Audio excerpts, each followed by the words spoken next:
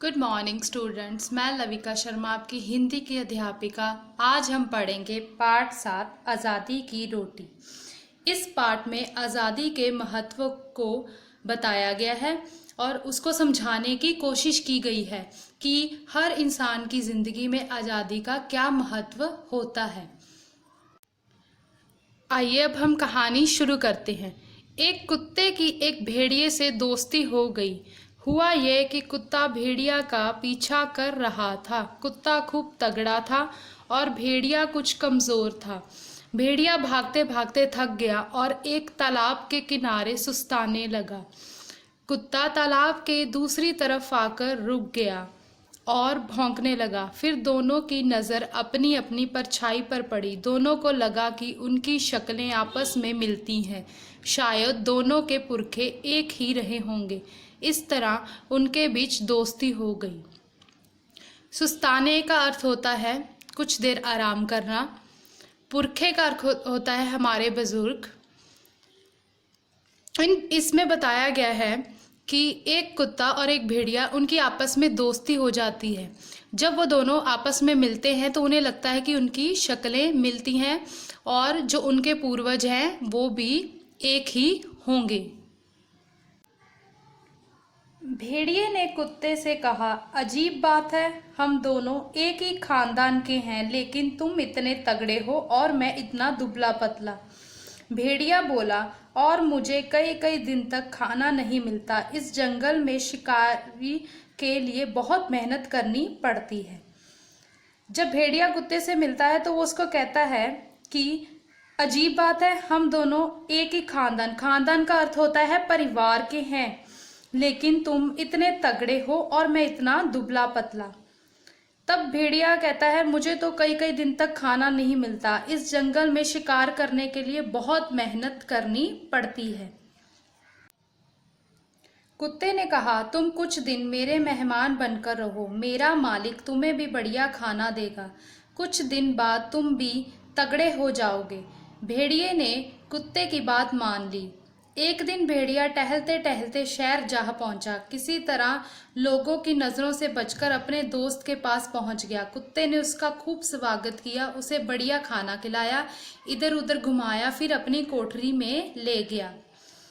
इसमें बताया गया है कि कुत्ता उसको कहता है कि तू कुछ दिन के लिए मेरे घर पे मेहमान बन के आ, मेरा मालिक मेरी तरह तुझे भी बढ़िया खाना देगा।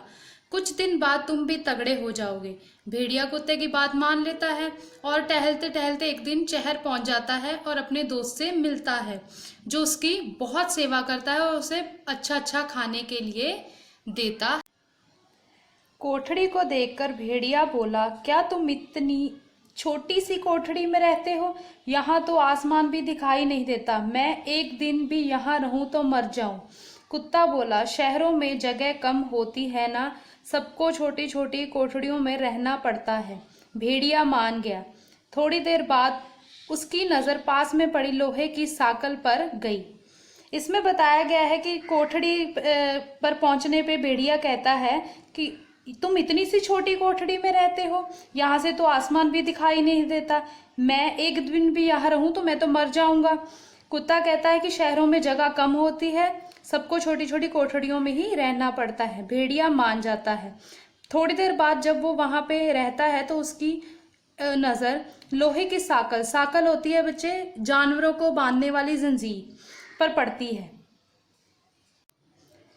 उसने पूछा, ये क्या है? कुत्ता बोला, ये साकल है, मालिक कभी कभी मुझे इससे बांध कर रखते हैं। भेड़िया उठकर चलने लगा। कुत्ते ने पूछा, क्या हुआ?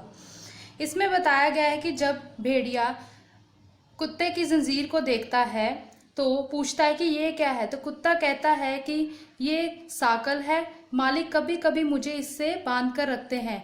भेड़िया उठकर चलने लगता है तो कुत्ता उससे पूछता है, क्या हुआ, तुम जा क्यों रहे हो? भेड़िए ने एक बार फिर मुड़कर साकल को देखा और कहा, भाई ये बढ़िया खाना तुम्हें मुबारक। गले में साकल मुझे बिल्कुल अच्छी नहीं लगती। मैं भूखा रह लूँगा, लेकिन ये बंधन कभी सहन नहीं करूँगा। कुत्ते ने भेड़ियों को समझाने की कोशिश की, लेकिन भेड़िया अपने रास्ते चला गया।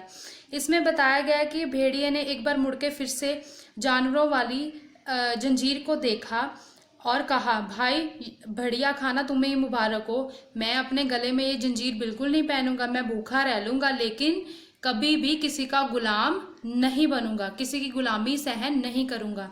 कुत्ते ने भेड़िए को बहुत समझाने की कोशिश की, लेकिन भेड़िया क्या अपने रास्ते चला जाता है। इसमें बताया गया है बच्चे कि गुलामी करना किसी को भी पसंद नहीं है। गुलामी की रोटी से आज़ादी की रोटी सबको पसंद आती है, क्योंकि जब आप आज़ाद होते हो तो अपनी मर्जी से कुछ भी कर सकते हो, लेकिन जब आप बंधन में होते हो तो आपको दूसरों की मर्जी के हिसाब से अपना जीवन जीना पड़ता है। धन्यवाद।